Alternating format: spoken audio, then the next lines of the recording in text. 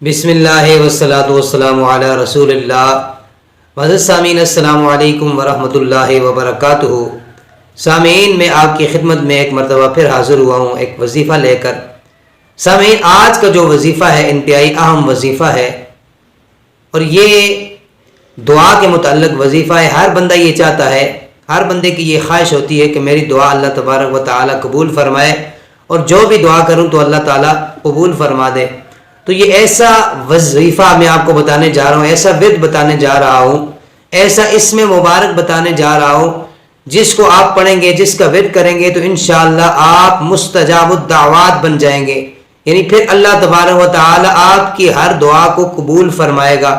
جو چاہیں گے اللہ تبارک و تعالیٰ سے مانگیں گے، اللہ تبارک و تعالیٰ عطا فرمائے گا۔ تو چلتے ہیں، میں آپ کو بتاتا ہوں۔ تو اس سے پہلے گزارش ہے کہ میرے چینل کو سبسکرائب کر دیں، ویڈیو کو لائک بھی کر دیجیے گا، اور بیل آئیکن کے بٹن کو دبا دیں تاکہ ہمارا رابطہ جو ہے وہ قائم رہے۔ تو سامعین، کیا پڑھنا ہے، کون سا اسم مبارک ہے؟ تو یہ اسم پاک ہے یا واسطو۔